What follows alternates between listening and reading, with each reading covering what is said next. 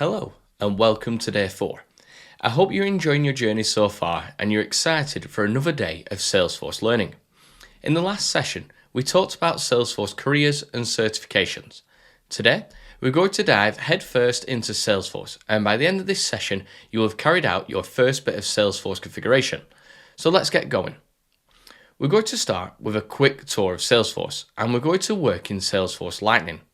Just so you know, there are two user interfaces, or user experiences as some people call them.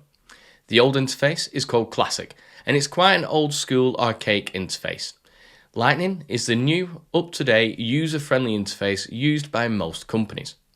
So here we are in Salesforce, and the first page that I want to show you is the homepage. This is basically a landing page for users. So when they log in, this will be the first thing that they see. One of the really cool things about Salesforce is that these homepages can be different depending on the user, the app, or both. They are really customizable, and you can display all the important stuff such as sales reports, outstanding cases, and even opportunities that are close to closing. Let's start right at the top of the page. So right at the top, we have the global search bar, and we can use this to search for specific things such as accounts, reports, or cases. Next to that, we have our favorites, global actions, trailhead recommendations, help, setup, notifications, and our profile. I'm not going to dive into each of these in detail as they're pretty self-explanatory, and you'll cover them in more detail as you learn more about Salesforce. What you see here at the top is your navigation bar. It's a bit like the navigation bar in your internet browser, only instead of bookmarks to your favorite websites, you have quick links to your most common objects. And just to quickly recap from the other day, remember that objects are just like tabs on a spreadsheet. They are the container for records of certain types such as of accounts, contacts, or opportunities. What's great about the navigation bar is that it can be easily customized.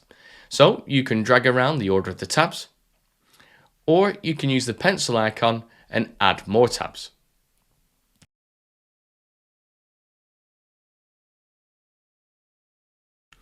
Before we move on from here, I want to show you the app launcher. It's the 9 dots to the left of the navigation bar. If we click this, you'll see that we get a few apps that we can choose from. So before we go any further, let's just explain what an app is.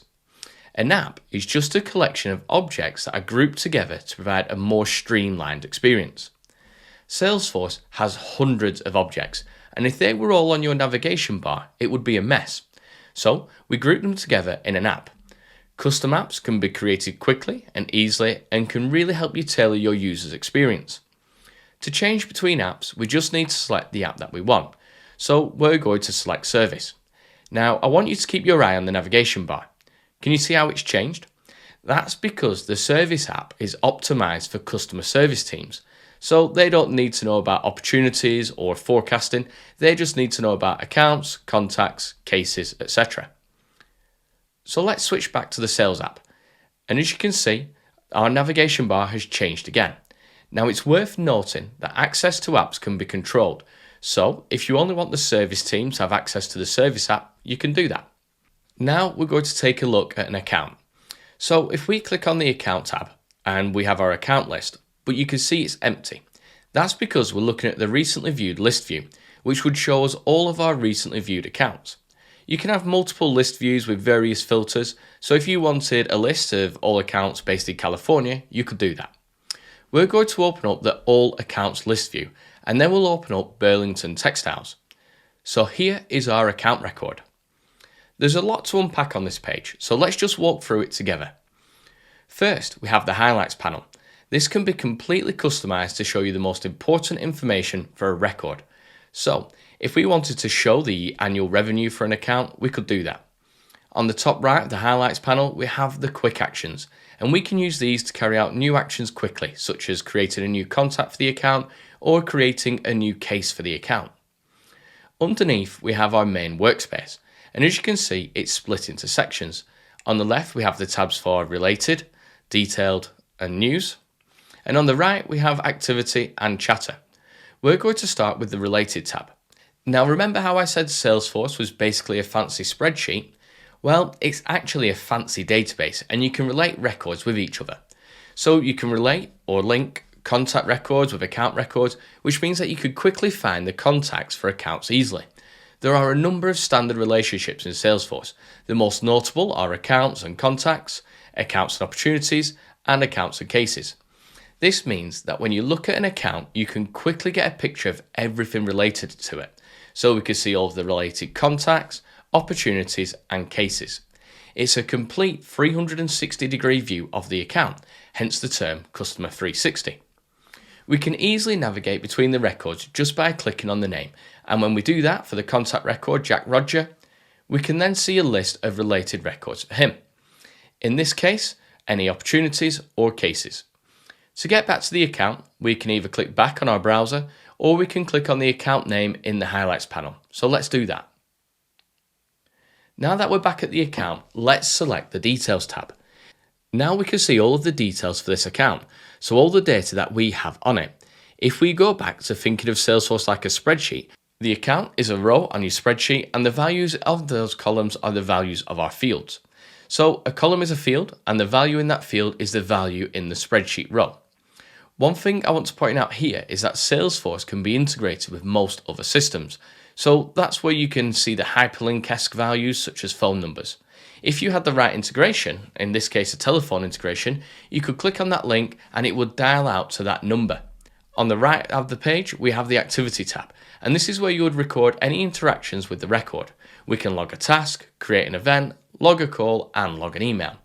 Just as with the phone example earlier on, if we had an email integration, then we could automatically log any emails sent or received by this customer. So when we talk about a single source of truth, this is what we mean. Salesforce can become the platform where everything is stored about your customers, all of their details, all of their purchases, all of the customer service issues, even all of the communication. The next tab we have is Chatter. I like to think of this a bit like Twitter for Salesforce. It's very similar.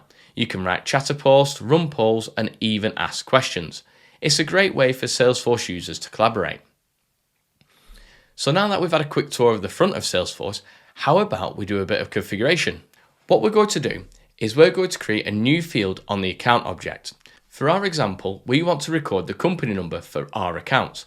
At the moment, we have no way to do that, so we're going to fix it. These next few minutes are really going to show you why Salesforce is a great career. Where other CRMs or IT systems need you to jump in the back end and spend ages writing code or going through loads of screens, we're going to do this in a matter of minutes. So first, I'm going to show you how we can quickly fulfill this requirement. First, we need to head to the gear icon at the top. Then we need to select Edit Object because we want to edit the account object. And then this will open up Salesforce Setup in another tab. Setup is the back end of Salesforce where configuration is carried out. Then we want to head to Fields and Relationships and select New. Now we need to select the data type for this field and we're going to set it as a number field and we just hit Next. Now we need to give the details to the field, so we'll give our field the field label of company number and then we can set the maximum amount of numbers it can contain. We're going to leave that as 18 and I'm going to leave the decimal places as 0 and we can see that the field name is already set. So what's the difference between a field label and a field name? Well, a field label is what users see on the front end, and a field name is what is used during configuration. We can then set a description and help text. I'm just going to put the company number as per company's house, and I'll copy and paste that into help text too. We then have some other settings, which we're going to ignore for now, and we'll hit Next. On this screen, we can set who can see the field and whether it's read-only, meaning that it can't be edited. We're going to set it as visible for everyone and we'll leave it so it can be edited. And we'll hit Next. And then we can choose which page layout it's visible on. You can ignore this for now as it's a more advanced topic and we're just going to hit Save. And our field has now been created. So let's go and check it out. We'll head back to the front end of Salesforce by going to our tab from before. We'll refresh our page and we should be able to see our new field. If you can't see your new field yet, don't worry. Sometimes Salesforce needs to recache to show the changes. You can force Salesforce to do this by clicking on your profile and changing the display density. There are two options, compact and comfy. Compact just compacts the information you see on your page, meaning that you can see more information at once, whereas Comfy makes it easy for you to read by having more space between fields, etc. And there you have it. You've just carried out your first Salesforce configuration in under 2 minutes. In the next and final session, we're going to talk about the next steps you should carry out to really ignite your Trailblazer journey and turbocharge your Salesforce career.